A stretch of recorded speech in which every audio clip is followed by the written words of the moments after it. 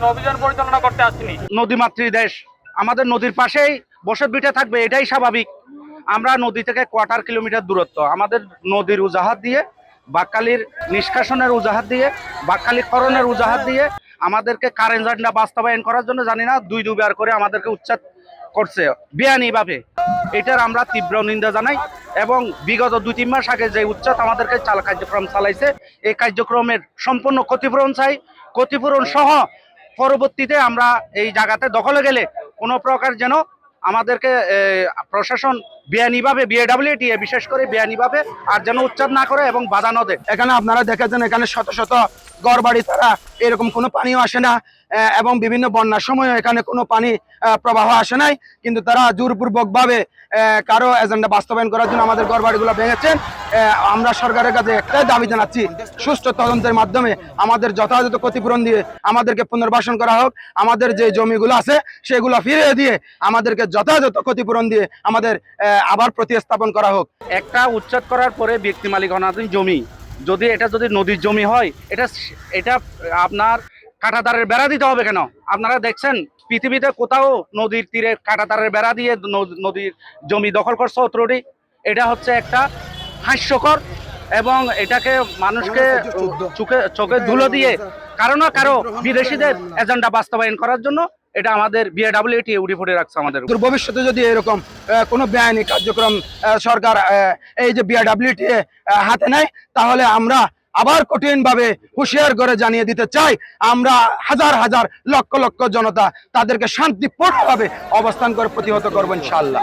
আমাদের দেশের চেয়ে আমাদের সবচেয়ে গুরুত্বপূর্ণ বিষয় হচ্ছে দেশের মানুষগুলি।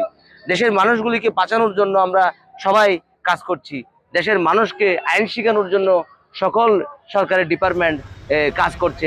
আজকে সেই জায়গায় যদি মানুষ যদি বলে রাষ্ট্রপক্ষ আইন মানছে না, সেখানে দেশে আর আইন কিভাবে থাকলো? তাই এটা ন্যাক্কারজনক একটি বিষয়।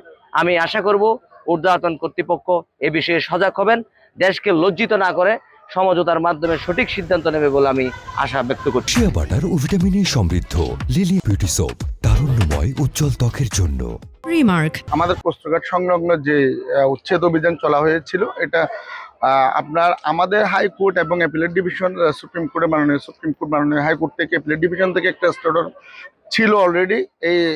এইটাকে কেন্দ্র করে আমরা আমাদের কাগজপত্র উত্থাপন করেছি মাননীয় ম্যাজিস্ট্রেট মহোদয়কে, এবং এই যে আপনার অভিযানকে ব্যাহত করার জন্য, অবৈধ অভিযান যেটা করতেছে এটাকে আমরা প্রতিরোধ করার জন্য এই জনগণরাই রাস্তায় নেমে এসেছে।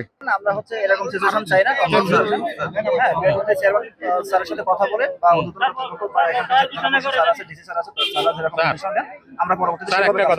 আমরা আজকে অফিসিয়ালি আজকে 7 ডিসেম্বর ম্যাজিস্ট্রেট মহোদয় একটি প্রোগ্রাম করেছেন 6 ডিসেম্বর। সেই প্রোগ্রাম অনুযায়ী আজকে আমরা আমাদের সীমানা পিলার স্থাপনের কাজটি আজকে আমরা শুরু করতে গিয়েছিলাম, কিন্তু শুরুতেই আমরা ব্যাপক বাধার সম্মুখীন হয়েছি।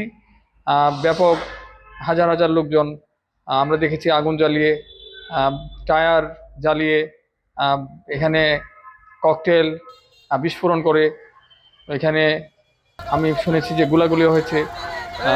তো এগুলো করে তারা আমাদেরকে বাধা দিয়ে আজকের আমাদের যে সরকারি যে কার্যক্রম ছিল সেটি বানচাল করে দিয়েছেন। আমাদের ম্যাজিস্ট্রেট মহোদয় ব্যাপক বাধার কারণে এখানে উনি সিদ্ধান্ত নিয়েছেন যে কোনো বল প্রয়োগ করবেন না, বরং আইনশৃঙ্খলা পরিস্থিতির যাতে কোনো অবনতি না ঘটে সেজন্য উনি সিদ্ধান্ত নিয়েছেন যে না, আজকের আমাদের যে প্রোগ্রামটি ছিল পূর্ব নির্ধারিত এটি উনি স্থগিত করেছেন, এটি উনি ক্যান্সেল করেছেন। তো আমাদের এইবারের মতো কোনো প্রোগ্রাম নেই। আমাদের যারা প্রতিহত করেছেন, যারা বাধা দিয়েছেন আজকের প্রোগ্রামে, যারা ককটেল বিস্ফোরণ করেছেন, যারা গুলাগুলি করেছেন, যারা আমাদেরকে কক্সবাজারবাসীর প্রত্যাশা অনুযায়ী এবং বাংলাদেশের জনগণের প্রত্যাশা অনুযায়ী তারা আমাদের সীমানা পিলারের স্থাপনের কার্যক্রমটি করতে দেয়নি, তাদের নামে আমাদের কর্তৃপক্ষের নির্দেশনা অনুযায়ী মামলা হবে, রেগুলার মামলা হবে আদালতে।